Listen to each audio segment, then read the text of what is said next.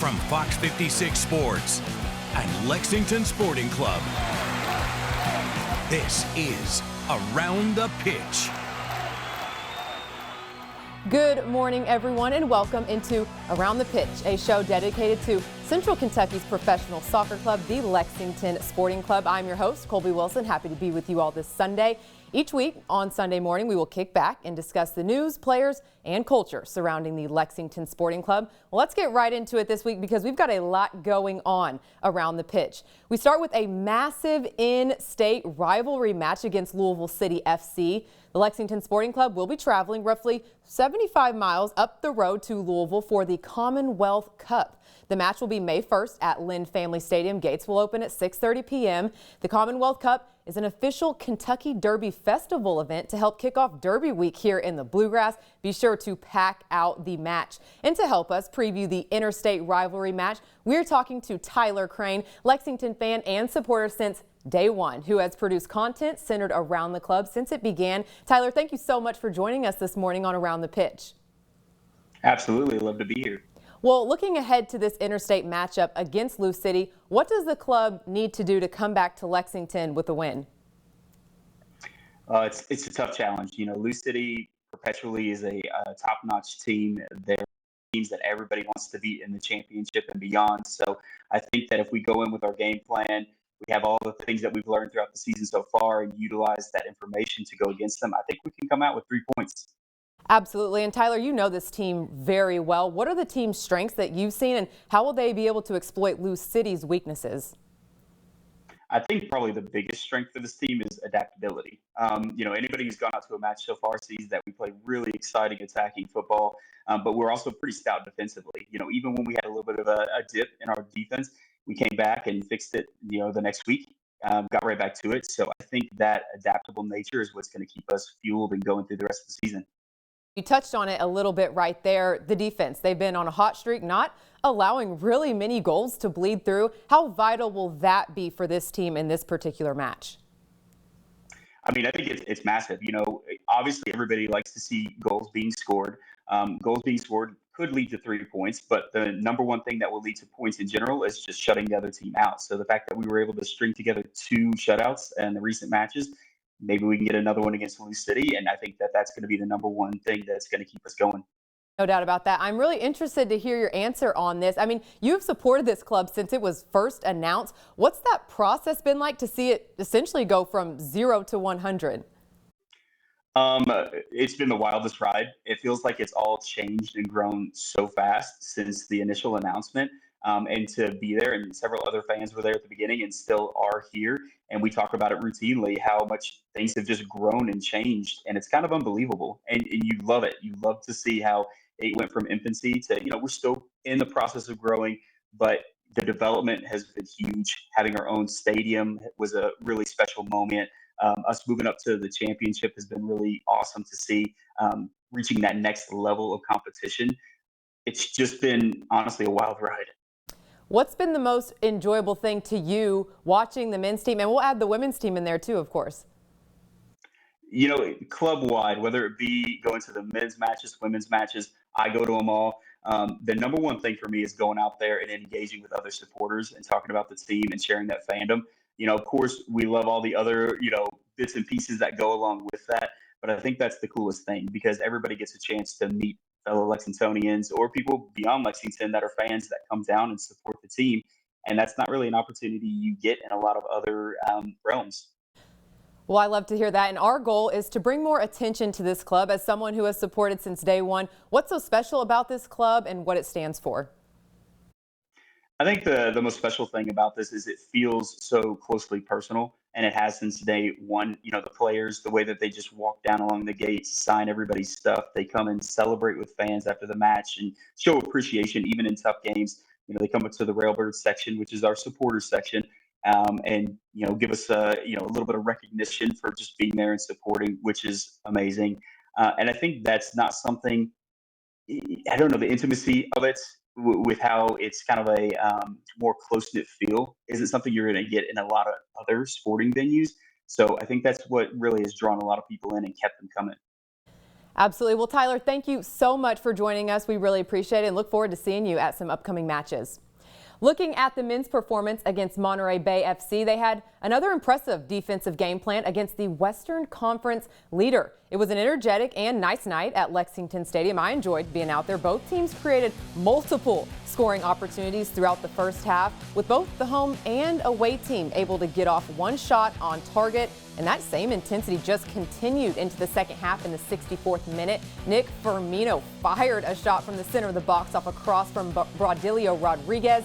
The shot was saved by Monterey's keeper and former Lexington SC Green Nico Campuzano to keep the score even. When it was all said and done, though, the final whistle blew and that match remained scoreless with a 0-0 draw. I said it after the El Paso game. They really took it on themselves. They had ownership of it, and they said, enough's enough, you know. And so that is a group from front to back. I mean, you see the work that Corey's putting in, the central midfielders, and then the back line. So it's a group effort, and it's a mentality that says we're not going to concede. And I think that shows the confidence they have in the attacking players to take their chances. Monterey Bay entered the game at the top of the Western Conference with only one loss on the season. All right, well, taking a look at the rest of the Western Conference now, San Antonio FC and New Mexico United are holding strong at the top of the standings with 5 wins each. Pretty good from them. Monterey Bay FC, Tulsa, and El Paso Locomotive FC follow right behind them.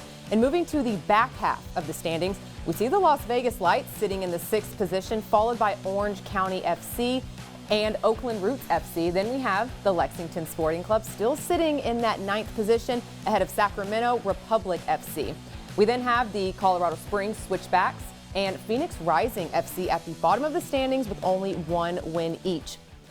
We are 4 days out from the big time matchup we talked about earlier in the show, the LSC Lou City matchup. And to touch more on the game, I sat down with LSC midfielder Speedy Williams. Speedy, thank you so much for joining us today. We really appreciate it. I want to start off with your progress. You've been doing this a long time. How have you seen yourself progress so far this season, and then how have you seen the team progress? Yes, firstly, well, thanks for having me. Yes, of course. And to answer your question, for me, I've seen myself growing. Like I've been more of a leader, like with my voice. You know, normally I would lead by my actions, and now I'm doing more voice leading. And for the team, I think we've been getting better every game we play, you know. The results are not there right now, but they're coming. Talking about results, they haven't come. You know what it's like to win. You've been a part of winning teams. How close is this team to getting to that point? I think we're really close. You know, as I said earlier, like we're getting better every game, and that's a great sign. So early in the season, there's a long way to go, and we still can get better. Absolutely. Turning to a game that's a little more personal for you, obviously Lou City's coming up on the calendar May 1st. Is it going to be a little bit weird heading to Louisville and going to Lynn Family Stadium? Just a little bit, just a little bit. You know, it was home for a little while, so yeah. Is there any extra emotion? I know as athletes, any game is a game. You're just going out there to win and help your team. But are you going to feel any extra emotion? Has your team talked about it, kind of going back a little bit? We haven't really talked about it, but in the back of our heads, we know it's a big game. You know, we know it's a rivalry, and you know we're going to try to make it as exciting as possible. I've talked to a lot of your teammates so far this season, and everyone kind of has the same answer. They say the more you guys step on the field, the better and better you get. Where do you see those small progressions, and what do you know you guys need to do better in order to come up with better results? Yeah, for me, what I see is our communication on the field. You know, we're a bunch of new guys coming together, so you know that speaking on the field makes everything so much easier.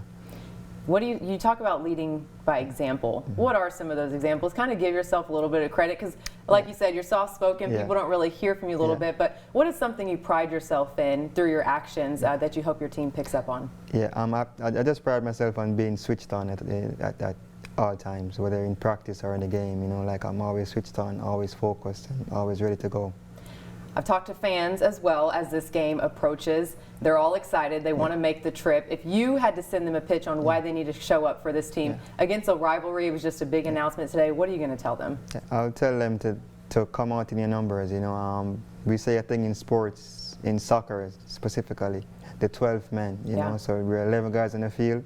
The fans make it feel like we're 12 against 11, you know. So I think it's going to be really important for the fans to come out for this one. Well, we are excited. Thank you again so much for joining us, and we're looking forward to it. Thanks for having me.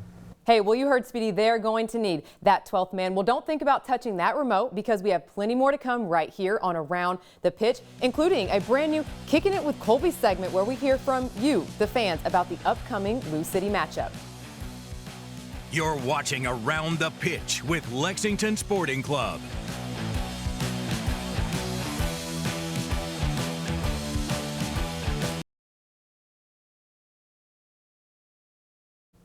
This week on Kicking It with Colby, I caught up with you guys, the fans, on what you all are looking forward to in the rivalry match coming up on May 1st. There was one common denominator: to show up and show out at Lynn Family Stadium.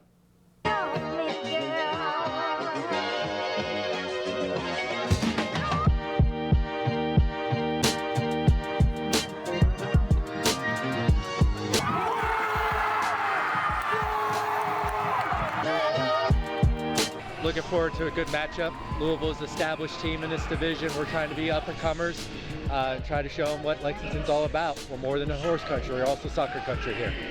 Lexington's kind of always is the underdog to Louisville and kind of almost everything but sports. And right now in soccer, we are the underdog. This city is the staple of the league, and we need to come in and show what we can hang.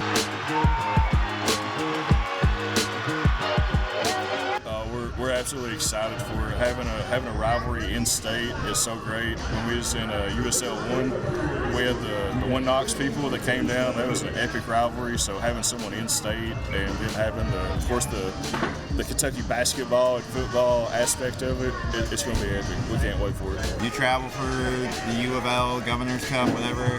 Come travel for this. Get behind Lex. Get behind them. Let them know that we can take over their stadium. They need our loud. They need us to be loud out there. They need us to help support them. So that's why you go out there. They like to see our energy, like to see our passion for this team, and that's what Lexington SC is all about. I think we can hang with them. It's really important that we come out and support them and get behind them in their stadium and show out, and I think we can take it to them. We already have tickets, and we have our motel rooms, and the club actually has a bus going that a lot of people are going on. So there's gonna be a lot of green in the purple stadium up there. So it's gonna be amazing. Hey, I'm excited to see what energy you bring to Louisville on May 1st. As you just heard, Lexington Sporting Club is going on a road trip across the Commonwealth, and you will not want to miss it, I promise. In just a few weeks, the club is hosting its Republic Bank Road Rally. Experience our first USL Championship match against Louisville City FC on Thursday, May 1st. For $55, you will get a round-trip bus transportation from Lexington to Louisville, a pre-match social at West 6 Nulu with food provided, 2 West 6 Nulu beer tickets, as well as a commemorative scarf and rally towel. The bus departs from Lexington Stadium at 4 p.m., so do not be late. Be there right at 4. You can go to the Lexington Sporting Club website to register. We're just a few weeks out, so be sure to register as soon as possible. Coming up after the break, we're walking around the pitch with 2 of Lexington Sporting Club's star women's players who have stuck together through thick and thin, and get a peek into their lives right here in Lexington. You're watching Around the Pitch with Lexington Sporting Club.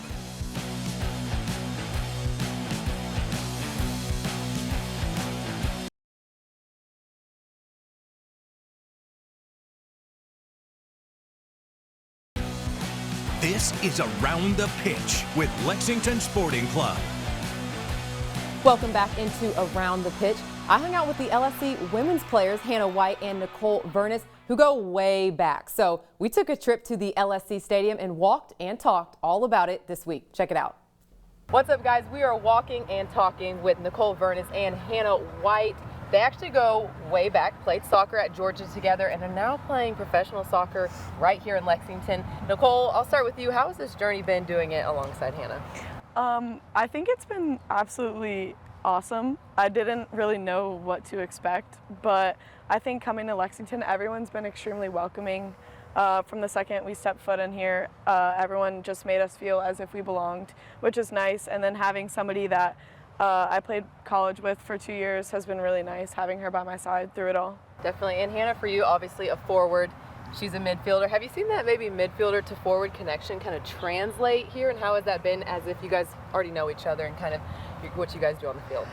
Yeah, I think it's definitely been like a really good transition with that. It's really nice coming somewhere new and like knowing how someone that you play really close with plays. I feel like there's a good amount of trust there, and honestly, like transferring it onto the field, it's been super helpful because it's like I know what she's going to do and I know like what she's really good at, and so like I can basically play off of her, and it's just one less person that you kind of have to like learn new things about. So it's been really nice and honestly really helpful. All right, you guys can make this funny. What can you tell the Lexington community about one another? Nicole, we'll bring it back to you. Oh. Anything you can say about Hannah that maybe they don't know when they're watching her play on the field?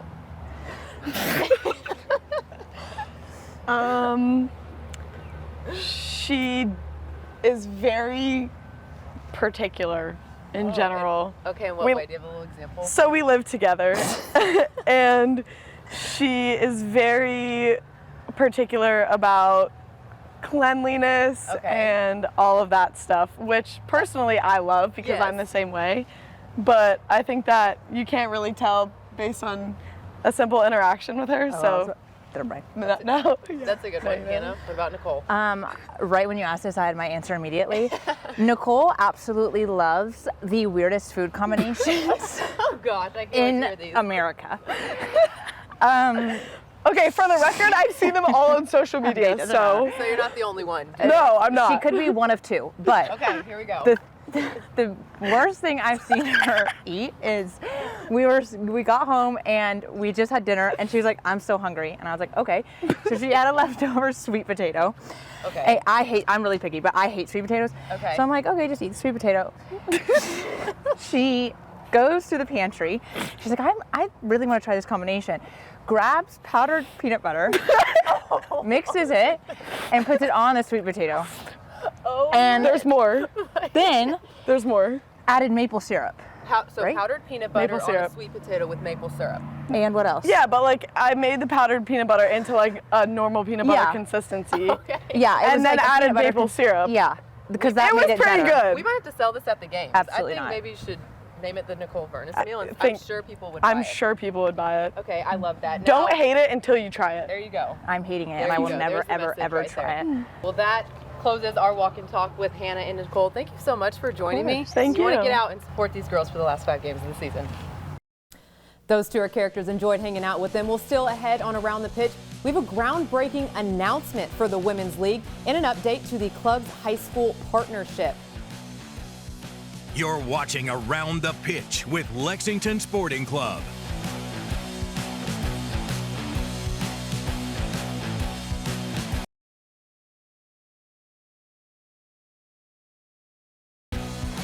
This is Around the Pitch with Lexington Sporting Club. There's news breaking this week that impacts clubs all over the United States. The United Soccer League and Gamebridge announced a historic long-term partnership, making Gamebridge the first ever entitlement partner of a professional soccer league in the U.S. As part of the agreement, Gamebridge will become the official partner and exclusive financial service partner of the newly named Gamebridge Super League, a Division I professional women's soccer league starting in the 2025-26 season. This marks a major milestone in the growth of women's sports and the business of soccer. Gamebridge says it plans to expand its presence across the USL ecosystem as the official annuity partner of its leagues and its USL Super League clubs. Yeah, we were really excited to announce the Gamebridge and USL coming together to start the Gamebridge Super League beginning next season, which of course Lexington Sporting Club is a part of. And I'm excited about the power of this partnership, and really the belief that Gamebridge has in us to build and drive the future of women's soccer, and the belief that we have in them to really, I don't know, make it incredibly special for everyone that participates, whether you're a player, whether you're a fan. The Gamebridge Super League is the place to be. USL unveiled the new Gamebridge Super League wordmark, marking the beginning of an integrated brand presence across social, digital, broadcast, in stadium, and on the kits for the 2025-26 season.